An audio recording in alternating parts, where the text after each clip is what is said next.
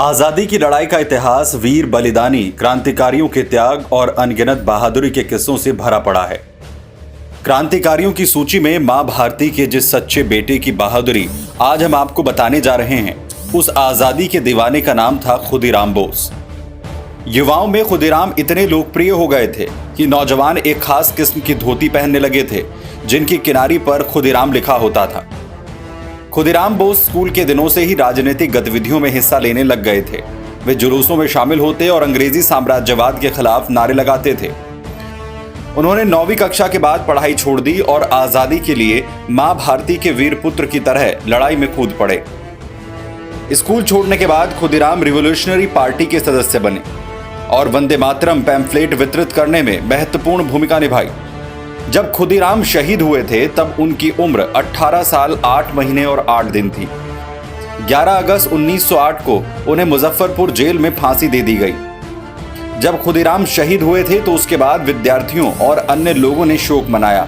कई दिन तक स्कूल कॉलेज सभी बंद रहे और नौजवान ऐसी धोती पहनने लगे जिनकी किनारी पर खुदीराम लिखा होता था। खुदीराम बोस का जन्म 3 दिसंबर 1889 को बंगाल में मिदनापुर जिले के हबीबपुर गांव में हुआ था। खुदीराम बोस जब बहुत छोटे थे तब उनके माता पिता का निधन हो गया था। उनकी बड़ी बहन ने उनका लालन पालन किया था। 1905 में बंगाल का विभाजन होने के बाद खुदीराम बोस देश को आजादी दिलाने के लिए आंदोलन में कूद पड़े। सत्येन बोस के नेतृत्व में खुदीराम बोस ने अपना क्रांतिकारी जीवन शुरू किया। 1905 में बंगाल विभाजन के विरोध में चले आंदोलन में भी उन्होंने बढ़ चढ़कर भाग लिया। उनकी क्रांतिकारी गतिविधियों के चलते 28 फरवरी 1906 को उन्हें गिरफ्तार कर लिया गया, लेकिन वे कैद से भाग निकले। लगभग 2 महीने बाद अप्रैल में वे फिर से पकड़े गए। 16 मई 1906 को उन्हें रिहा कर दिया गया। 6 दिसंबर 1907 को खुदीराम ने नारायणगढ़ रेलवे स्टेशन पर बंगाल के गवर्नर की विशेष ट्रेन पर हमला किया, परंतु गवर्नर बच गया। सन 1908 में खुदीराम ने 2 अंग्रेज अधिकारियों वॉटसन और पैम्फॉल्ट फुलर पर हमला किया, लेकिन वे भी बच निकले। खुदीराम बोस मुजफ्फरपुर के सेशन जज किंग्सफोर्ड से बेहद खफा थे, जिसने बंगाल के कई देशभक्तों को कड़ी सजा दी थी। उन्होंने अपने साथी प्रफुल्ल चंद चाकी के साथ मिलकर किंग्सफोर्ड को सबक सिखाने की ठानी।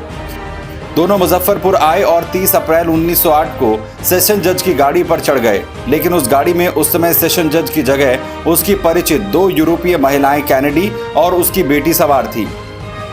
किंग्सफोर्ड के धोखे में दोनों महिलाएं मारी गई, जिसका खुदीराम और प्रफुल्ल चंद चाकी को काफी अफसोस हुआ। अंग्रेज पुलिस उनके पीछे लगी और वैनी रेलवे स्टेशन पर उन्हें घेर लिया। अपने को पुलिस से घिरा देख प्रफुल्ल चंद चाकी ने खुद को शहीद कर दिया, जबकि खुदीराम पकड़े गए। मुजफ्फरपुर जेल में 11 अगस्त 1908 को उन्हें फांसी पर लटका दिया गया। उस समय उनकी उम्र सिर्फ 19 साल थी। राष्ट्रवादियों के लिए वह वीर शहीद और अनुकरणीय हो गया।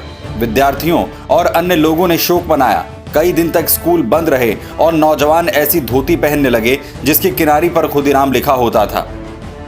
इतिहासकार खुदीराम बोस को सबसे कम उम्र में मौत को गले लगाने वाला क्रांतिकारी मानते हैं। ऐसे बलिदानियों के दम पर आज हम आजादी की खुशियां मनाते हैं।